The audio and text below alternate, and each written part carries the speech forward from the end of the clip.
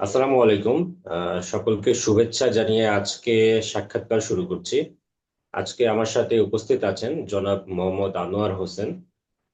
আনোয়ার হোসেন ভাই, আপনাকে স্বাগত জানাচ্ছি। ধন্যবাদ বাপ্পি ভাই। আপনার মাধ্যমে আমি ভিপসের সকল সদস্যকে অনেক অনেক শুভকামনা জানাচ্ছি।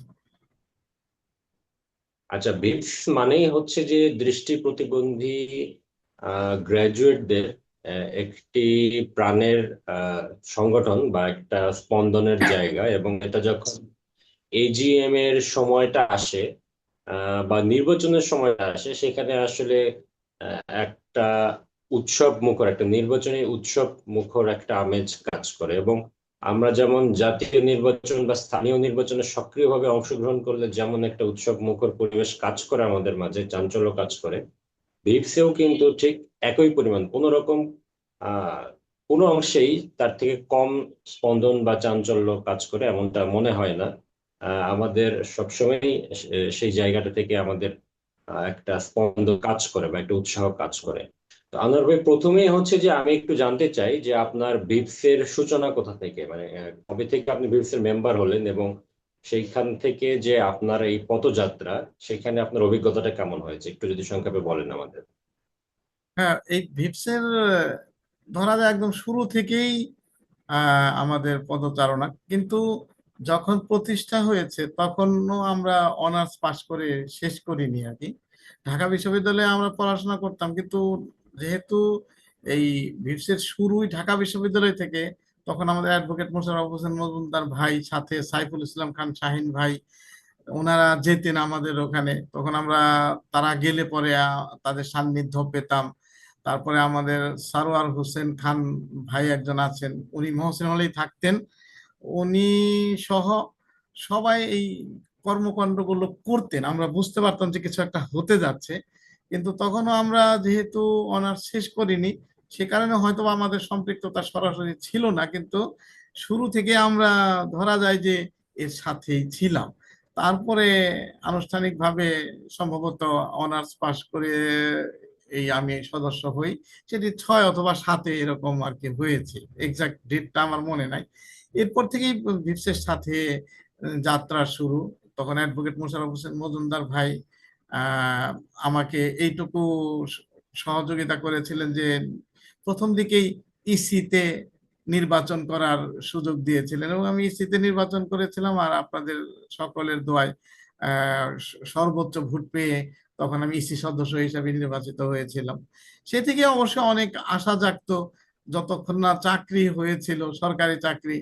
তো তখন তো আশপাশেই থাকতাম, ভিপসে যেতাম।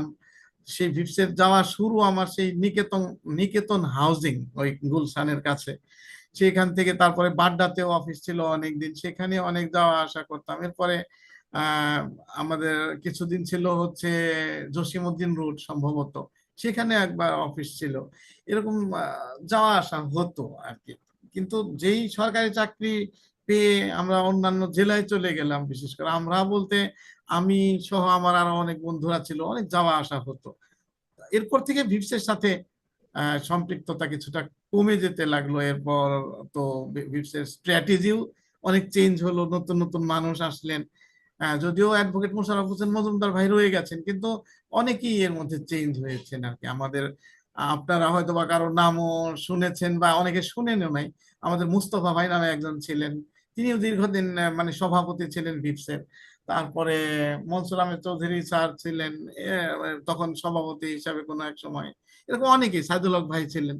এই আর কি, এভাবেই যতটা মনে পড়ে ভিপসের সাথে সম্পৃক্ত আছি, আজ অব্দি আছি।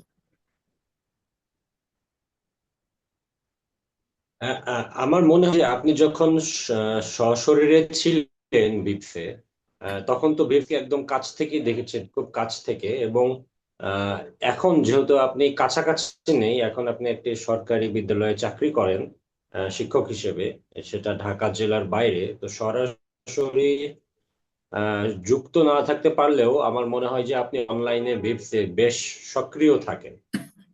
যদি আমি সেটাই ধরে নিই, তাহলে সেই জায়গা থেকে আপনারা তো একদম শুরুর দিকে ছিলেন।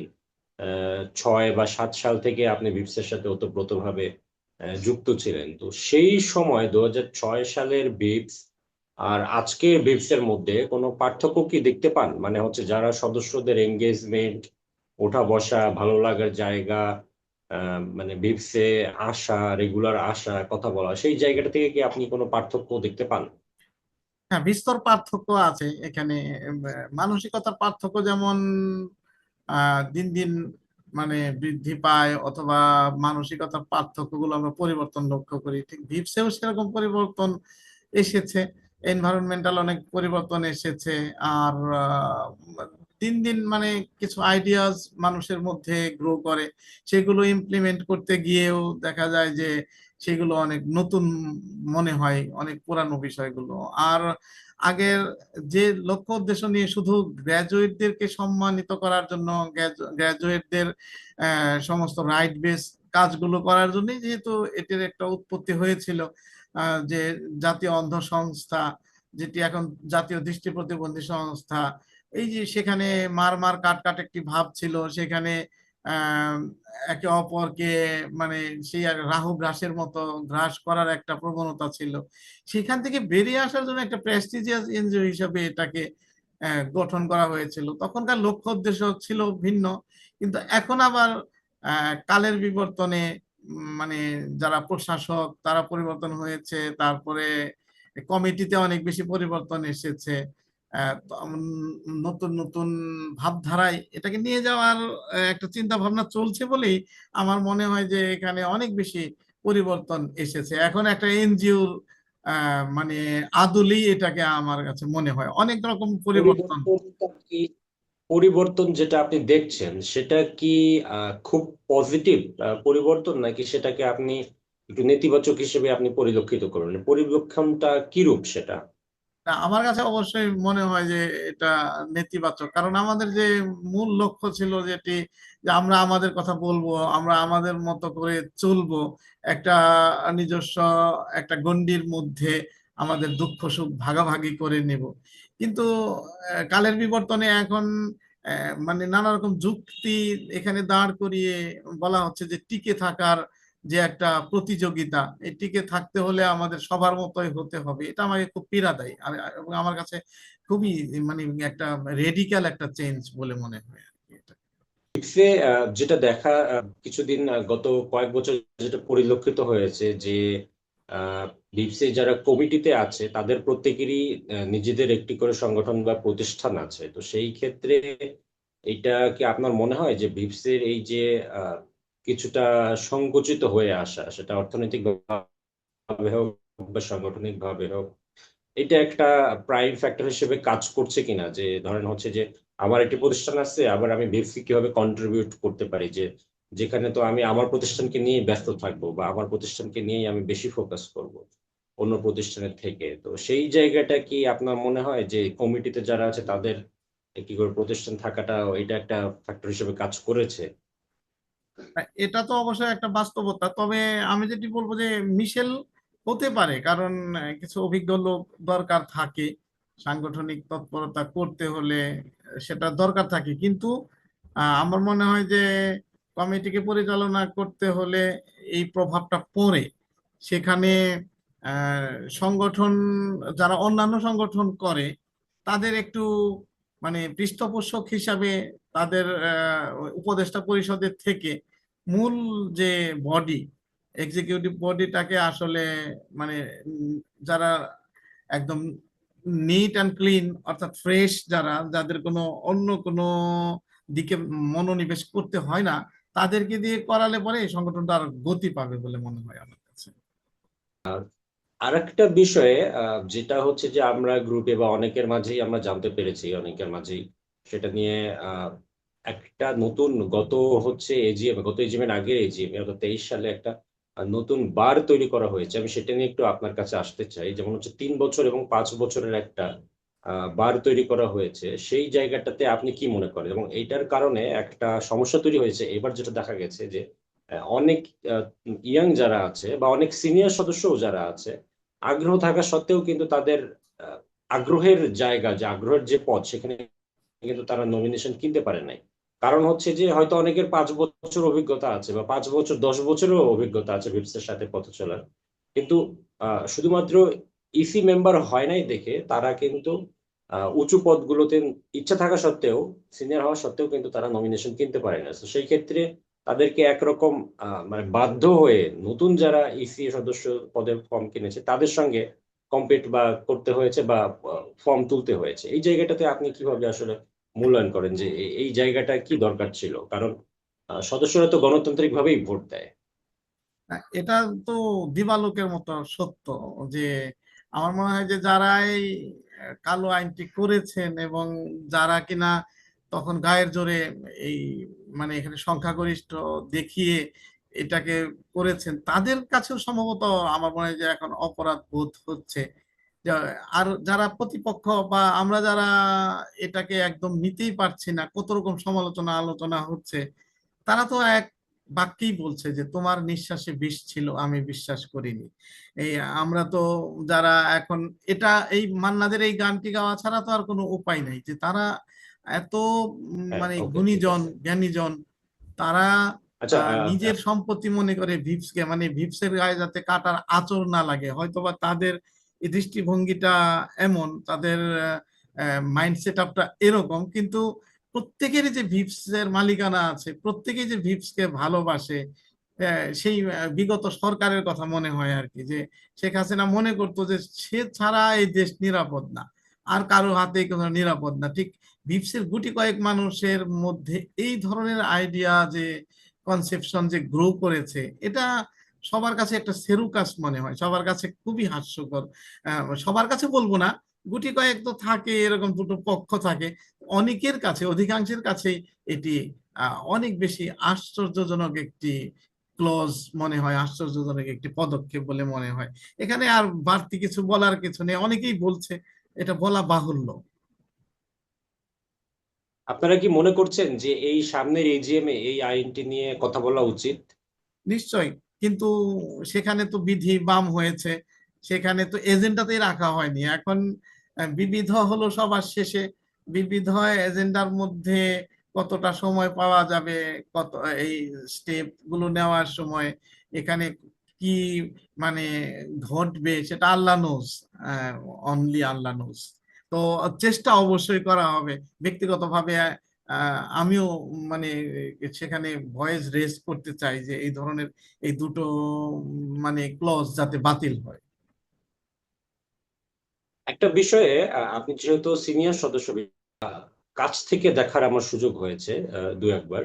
তো সেখানে একটা জিনিস আমার কাছে অসঙ্গতি মনে হয়েছে, আমি আপনার কাছে সে বিষয়টা উল্লেখ করছি, আপনি একটু বলবেন সেটা সম্পর্কে। সেটা হচ্ছে যে যখন কোনো সিদ্ধান্ত গ্রহণ প্রক্রিয়া শুরু হয় বা এর পক্ষে বিপক্ষে যখন ভোট কাউন্টিং হয়, তখন সেটা হয় কণ্ঠ ভোট অথবা হাত গণনার মাধ্যম দিয়ে সেটাকে মূল্যায়ন করা হয়। তো সেই ক্ষেত্রে এটা কতটা রিলায়েবল? এবং আরেকটা বিষয় সেটা হচ্ছে যে কিছু কিছু ভাইটাল ডিসিশন থাকে যখন যেটা হচ্ছে অনেক পরে নেওয়া হয়। যেমন হচ্ছে যে আপনার আহ সকাল থেকে শুরু হলো এজিএমটা, হয়তো অনেক বিষয় আলোচনা করতে করতে সেটা সময় পেরিয়ে গেল, লাঞ্চ টাইম শুরু হলো, আবার লাঞ্চ টাইমের পরে কিছুটা আহ, কথাবার্তা শুরু হলো বা আলোচনা শুরু হলো। সেই ক্ষেত্রে দেখা যায় যে অনেকের ব্যস্ততা থাকে, লাঞ্চ করে অনেকে চলে যায়, তো সেই ক্ষেত্রে অনেক সদস্য কমে আসে। তো এই জায়গাটাতে আসলে এটা সিস্টেম্যাটিক ভাবে কি এটা কি কতটা যুক্তিযুক্ত বা কতটা সঠিক প্রক্রিয়া, সেই বিষয়ে যদি একটু বলতেন। অ্যাকচুয়ালি এগুলো তো এক ধরনের কৌশল। কৌশলগুলো কাজ করে সবাই, যে কোনো একটি প্রতিষ্ঠান বলেন অথবা মানে একদম সেই সর্বোচ্চ পর্যায় থেকে এরকম হয়ে থাকে। এনজিও গুলোতেও এমন হয়, সংগঠনগুলোতে এমন করে হয়, এটা সবাই এখন বুঝতে পারে। তারপরেও এই কৌশলগুলো তারা করে, এটা একেবারেই ঠিক না। আর যে কণ্ঠ ভোটের কথা যেটি বললেন, আর হ্যান্ড রেজ করার কথা যেটি বললেন, এটি একদম প্রত্যাহার করে ব্রেইলে ভোট নেওয়া যেতে পারে। ব্রেইলে যদি ভোট নেওয়া হয়, সেখানে কিন্তু তার একটা এটা অথেন্টিসিটি চলে এটা আসবে। ঠিক আসলে ভোট, এটা ঠিক ভোট না বলে এটাকে আমরা যদি মতামত বলি মতামত, হ্যাঁ, তাহলে মনে হয় শব্দটা বেশি সঠিক হবে আর কি। কারণ হচ্ছে এক্স্যাক্টলি, এজিএম এ তো আসলে ভোটাভুটি করতে মতামতটা কি আমরা প্রাধান্য দিই। এক্স্যাক্টলি। এটা যদি ব্রেইলে নেওয়া হয়, সেক্ষেত্রে আর সেখানে কোনো প্রকারেরই 2 নম্বরই হওয়ার সম্ভাবনা থাকে না।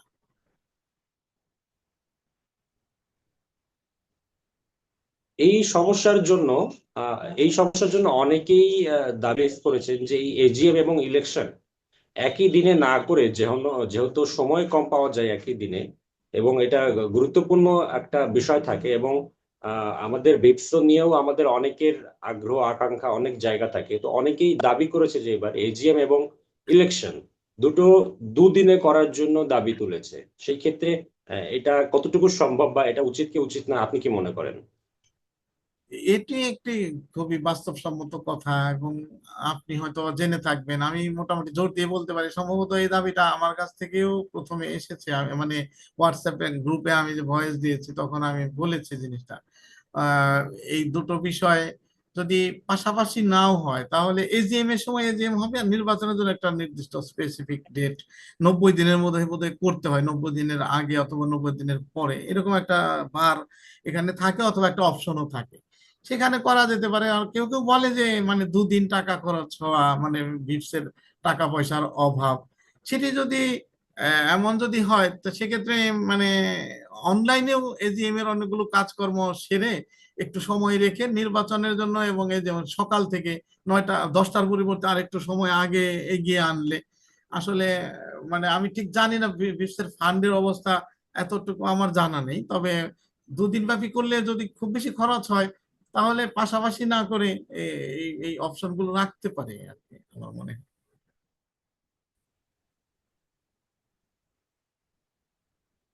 আহ আরেকটা প্রশ্ন আপনার কাছে রাখতে চাই, যে অবস্থা রয়েছে সেই জায়গা থেকে আরেকটু বেটার পজিশনে যেতে চাইলে নতুন যারা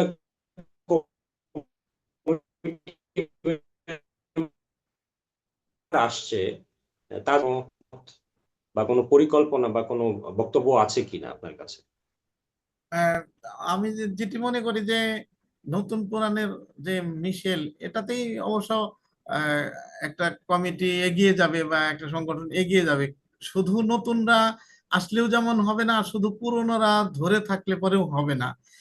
এখানে আহ, নতুনদেরকে বেশি প্রাধান্য দেওয়া দরকার, তাদেরকে কাজ শিখতে তাদের পরিবেশ তৈরি করে দেওয়া দরকার। এবং আহ, তারা কোনো জায়গায় যদি ঠেকে যায় সেক্ষেত্রে পুরানোরা যদি সেখানে ব্যাকআপ দেয় সেটি অনেক বড় ব্যাপার। কিন্তু আসলে গ্লোরি আর সবার একটা নির্দিষ্ট কি বলে এটাকে, এই যে মানে পাওয়ার, এই সমস্ত বিষয়গুলো আমাদের সবসময় তাড়িয়ে বেড়াই, এই কারণে আর আমরা এর বাইরে যেতে পারি না। আমরা বলি এক করি আর এক, যেমন রবীন্দ্রনাথ বলেছেন যে আমরা আরম্ভ করি শেষ করি না, আড়ম্বর করি কাজ করি না, আর যা বলি তা বিশ্বাস করি না। তো ওই ভিপসকে দেখলে পরে আমার সবসময় জাস্ট এই রবীন্দ্রনাথের এই উক্তিটিই বেশি আমার মনে পড়ে, আমার খুব প্রিয় উক্তির মধ্যে একটি উক্তি। এবং তাই দেখা যায়, এখানে দেখা যায় অনেকে খুব মানে শুরুতে কত রকম কত আশ্বাস দেয়, কিন্তু সেটা ঠিক মতো শেষ করে না। আবার খুব আড়ম্বরপূর্ণ অবস্থায় এটা সেটা করে কিন্তু কাজ করে না, শুধু শুধু এজেন্ডার মধ্য দিয়ে তারা, এজেন্ডা বাস্তবায়নের মধ্য দিয়ে তারা সবসময় নিজেকে ব্রত রাখে আর কি। এটা দূর হওয়া উচিত। এবং এই প্রবণতা থেকে বেরিয়ে আসলে সত্যি যদি ভিপসকে নিজের মতো মনে করে, এই যে অন্য কমিটির হাতে দিতে চায় না, অন্যের হাতে দিলে পরে এই ভিপস নিরাপদ না, এই বলে বলে, এইবারও তো কি এক লজ্জাকর ব্যাপার, শুধু একটা সাধারণ সম্পাদক পদে নির্বাচন হচ্ছে আর কোনো পদে নির্বাচন হচ্ছে না, তার মানে আস্থা পাচ্ছে না তারা অন্যের দিকে। এটা কার জন্য? এটা তাহলে ভিপসকে তারা কিভাবে গতিশীল করবে? এটা তারা এটা ভিপস এটা এটা এটা আমরা যেটা পরিলক্ষিত হতে পারে সেটা হচ্ছে যে আসলে নির্বাচন বা এই এজিএম এ এইখানটায় আসার আগেই বিভিন্ন মিটিং এ সমঝোতা হয়ে যায় আর কি, যে হচ্ছে হ্যাঁ, আচ্ছা ঠিক আছে এবার তুমি থাকো না। এই যে সমঝোতা হয়ে যাওয়ার একটা মানে হচ্ছে কালচার তৈরি হয়েছে, আহ, এইটা আমার মনে হয় যে গণতান্ত্রিক একটা প্রতিষ্ঠানে এভাবে আসলে হওয়াটা ঠিক উচিত না, আমার যেটা মনে হয়। না সেটাই। এবং এটা খুবই মানে ভয়াবহ বার্তা দিচ্ছে যেটি হচ্ছে যে সিনিয়রদের দেখেই তো জুনিয়ররা শিখবে। তো জুনিয়ররা যদি আরো বেশি কৌশল করে, সেক্ষেত্রে তো মানে সেই সিনিয়রদেরকেই টানবে, বলবে যে সিনিয়ররা তো এটাই করতো এখানে। এই জন্য সিনিয়রদের কিছু নজির রাখার জন্য এগুলো, এই ধরনের প্রবণতা থেকে নিজেকে দূরে রাখা দরকার যেমন, এবং অন্যকে দূরে থাকতে উৎসাহিত করা দরকার, এবং আন্তরিকতা প্রদর্শন করা দরকার। আহ আহ, আমরা হচ্ছে যে আহ, আমাদের সাক্ষাৎকারের শেষের দিকে পর্যায়ে এসেছি। ফাইনালি আমরা হচ্ছে যে নির্বাচন বিষয় নিয়ে একটা কথা বলতে চাচ্ছি। সেটা হচ্ছে যে এবার নির্বাচনে আপনি কিছুক্ষণ আগে বললেন যে শুধুমাত্র সাধারণ সম্পাদক পদেই কন্টেস্ট হতে যাচ্ছে বা নির্বাচন হতে যাচ্ছে। তো সেই ক্ষেত্রে সেখানে দুজন পদপ্রার্থী আছে। আপনি আসলে কাকে এগিয়ে রাখবেন, এবং দুজন পদপ্রার্থীর আহ প্রতি আপনার কোনো আহ, বক্তব্য বা কোনো মেসেজ থাকবে কিনা, এবং কাকে আপনি আসলে এগিয়ে রাখবেন আপনার অভিজ্ঞতার আলোকে? আহ এটা খুবই মানে জটিল একটা প্রশ্ন এবং খুব গুরুত্বপূর্ণ একটা প্রশ্ন। এখানে আসলে দুম করে একটা কিছু বলে দেওয়া ঠিক হবে না, এটা বলা যাচ্ছে না। আহ, ব্যাপারটা ঠিক আসলে ব্যাপারটা একেবারে নিছক আপনার ব্যক্তিগত হ্যাঁ, ইভ্যালুয়েশন। সেটাই। আমি এখানে আমি এখানে খুব মন একটা খারাপ করার হ্যাঁ, কথা। মন্তব্য আমি করব না আপাতত এখানে। তবে আমার কাছে মনে হয় যে যার যার স্থান থেকে দুজনেই এগিয়ে আছে, আমার কাছে এটাই মনে হয়। কিছু কারণ আছে, এগুলো কিছু অভ্যন্তরীণ কারণ এবং কিছু আমার কাছে খুব বিস্ময়কর কিছু কারণ আছে। এই কারণে আমি দুজনকেই মানে এগিয়ে রাখতে চাই। তো আর যদি সত্যি কথার মানে একটু অবতারণা করা হয়, তাহলে বলা যাবে যে দুটো পক্ষ যেহেতু এখানে হয়েছে, যেমন কিছুদিন আগে আপনি লক্ষ্য করেছেন, আমরা এই গ্রুপের মাধ্যমে আহ, অনেকে অনেক কিছু বলে যাচ্ছি, তখন আর কেউ কিছু বললো না, মানে ইসি কমিটির পক্ষ থেকে। তো তারা একটুখানি জানান দিল কি, কোনো এক বোনকে দিয়ে তারা কিন্তু তাদের কিছু কথা এখানে উপস্থাপন করেছে। তাদের বলতে আমি বোঝাচ্ছি যে যারা কিনা আমরা খুব প্রত্যাশা করছিলাম যে ইসির পক্ষ থেকে কোনো একটা বার্তা এখানে দেবে, বা তারা যে আমাদের সাথে এক আছে, তারা আমাদের কথা যে শুনছেন, এই কথাগুলো তারা আমাদেরকে আশ্বস্ত করবেন, তারা কেউ কিছু বলেন নাই।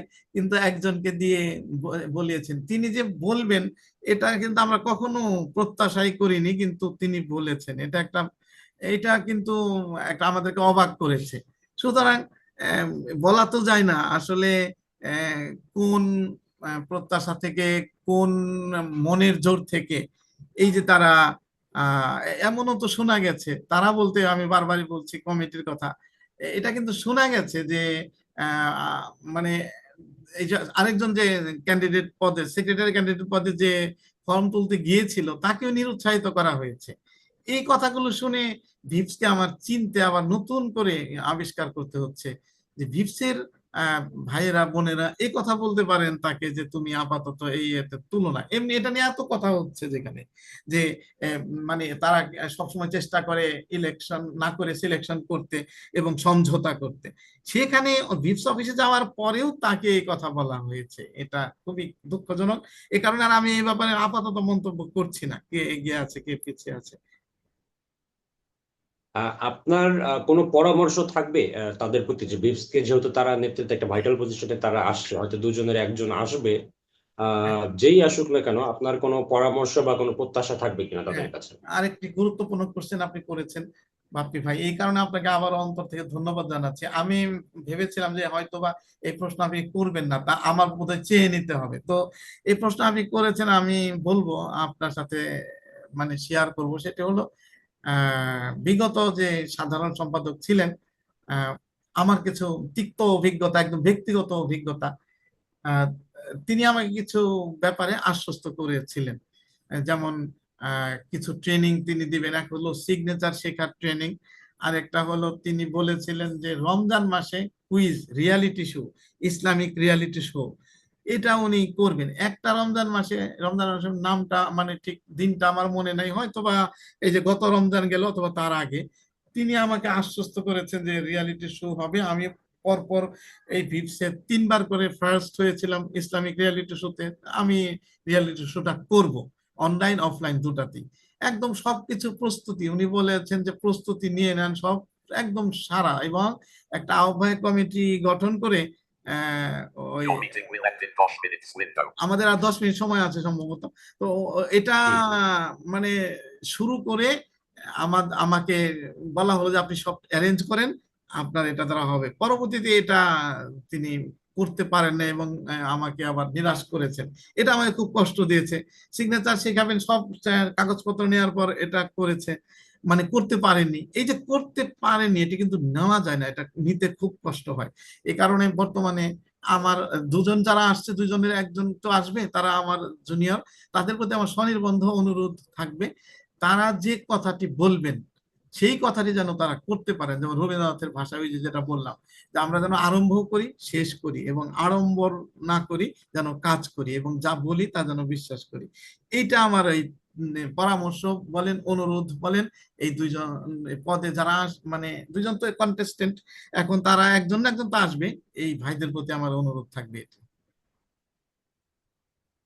শেষ প্রশ্ন করছি, আর এরপরে একটা অনুরোধ রাখবো। শেষ প্রশ্নটা হচ্ছে যে সদস্যদের উদ্দেশ্যে আপনার কোনো প্রত্যাশা থাকবে কিনা এই এজিএম কে নিয়ে, বা এই যে বিভিন্ন যেই বিষয়গুলো সৃষ্টি হয়েছে, যে এনভায়রনমেন্ট সৃষ্টি হয়েছে, সেখানে সদস্যদের কাছে উদ্দেশ্যে কোনো আহ্বান রাখবেন কিনা? হ্যাঁ, আমি সদস্যদের উদ্দেশ্যে এইটুকুই বলবো যে আহ, মানে জাস্ট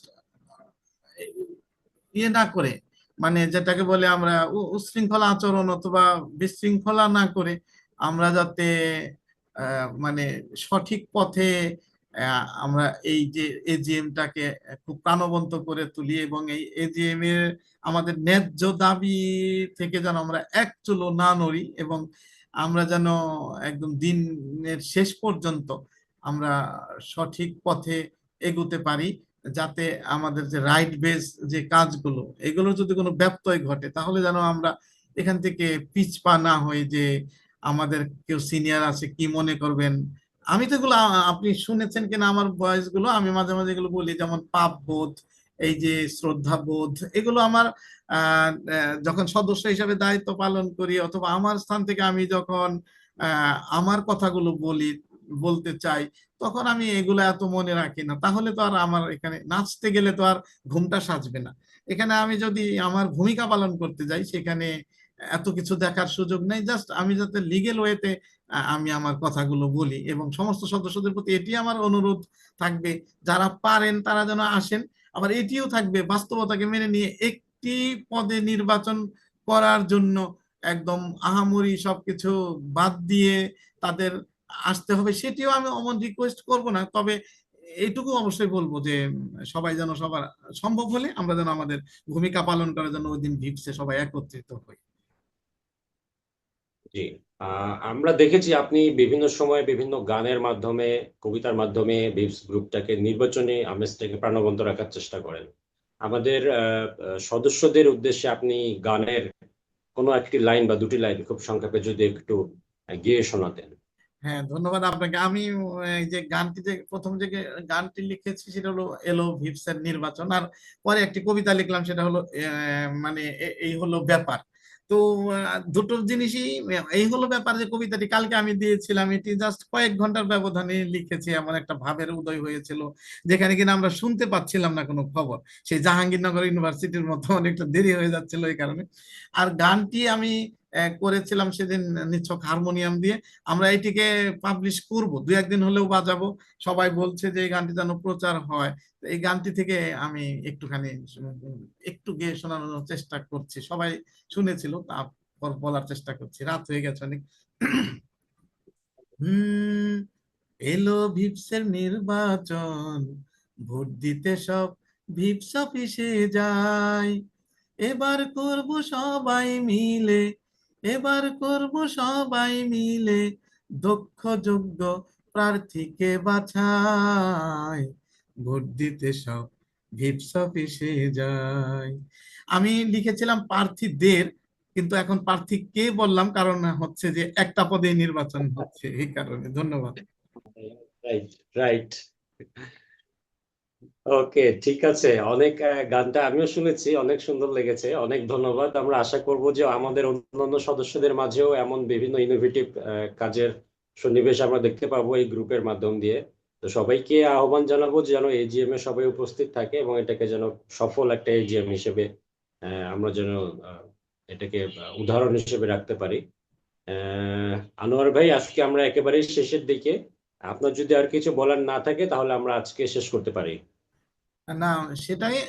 আমি সর্বশেষে শুধু এটাই বলবো যে এখানে যারা আমার এই সাক্ষাৎকারটি শুনবেন, সকলের প্রতি আমি এই সাক্ষাৎকারের মাধ্যমে কৃতজ্ঞতা প্রকাশ করছি যে আসলে আমার যে কি বলে এটাকে, খুবই ক্ষুদ্রতম যে ক্রিয়েটিভিটি, সেগুলোকে আপনারা অনেক বেশি আমাকে সমর্থন করেছেন। আপনাদের সকলের জন্য দোয়া রইল, এবং আপনাদের কাছেও আমি দোয়া চাইছি যাতে আমি আমার মানে জীবদ্দশায় আমি আমার এই কাজগুলো, অন্যান্য মৌলিক কাজের পাশাপাশি এই কাজগুলো চালিয়ে যেতে পারি। ধন্যবাদ। আনোয়ার ভাই, আপনাকে অনেক ধন্যবাদ। ভালো থাকবেন। দেখা হবে, কথা হবে। আসসালামু আলাইকুম। শুভরাত্রি।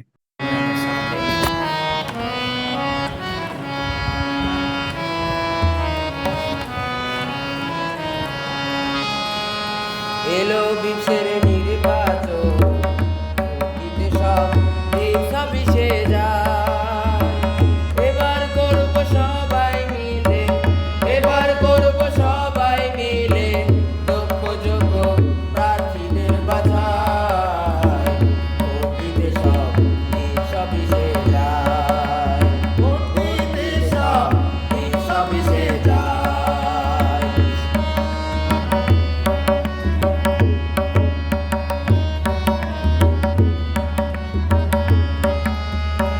ভাই বোনেদের গোপন খোলার প্রাণ ভেজানো আকুতি, না যেন হয় আমার আপনার মতামতের বিরোধী। ভাই বোনেদের গোপন খোলার প্রাণ ভেজানো আকুতি, না যেন হয় আমার আপনার মতামতের বিরোধী। জেনে শুনে বুঝে নেব, আমার ভোট আমি দেব।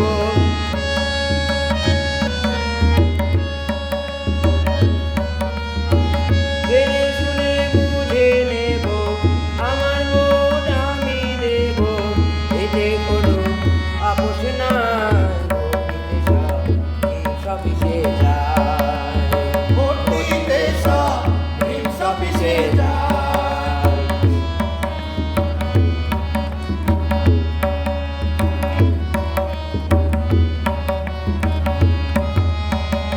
ঢাকা টাঙ্গাইল বরিশালে থাকবে না আর ভেদাভেদ। পরিচয় তো একটাই মোদের, আমরা সবাই গ্রাজুয়েট। ঢাকা টাঙ্গাইল বরিশালে থাকবে না আর ভেদাভেদ।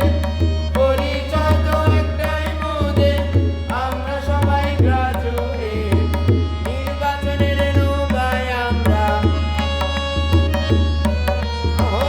নির্বাচনের নৌকায় আমরা সবাই যাত্রী হতে চাই। ভোট দিতে সব রিক্সা পিছে যায়, ভোট দিতে সব রিক্সা পিছে যায়।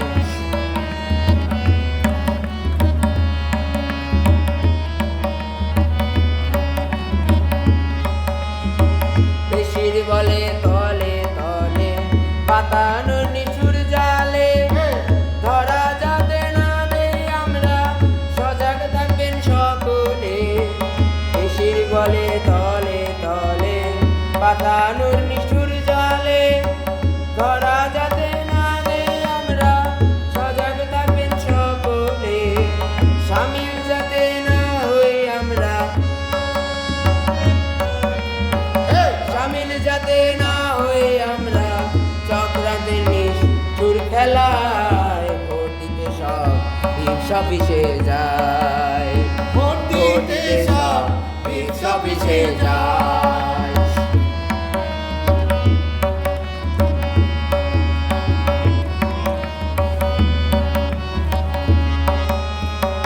করতে হবে বাতিল সকল কালো আইনের সমাহার। বৈষম্য নিরসন কল্পে করতে হবে সংস্কার, করতে হবে বাতিল সকল কালো আইনের সমাহার। বৈষম্য নিরসন কল্পে করতে হবে সংস্কার, হীন স্বার্থ চরিতার্থ, হীন স্বার্থ চরিতার্থ করার কোনো সুযোগ নাই। ভোট দিতে সব ভিপস অফিসে যায়, ভোট দিতে সব ভিপস অফিসে যায়। দেশের নির্বাচন ভোট দিতে সব ভিপস অফিসে যায়। ভিপসের নির্বাচন ভোট দিতে সব ভিপস অফিসে যায়।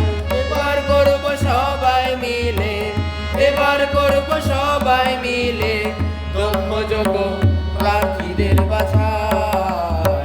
ভোট দিতে সব ভিপস অফিসে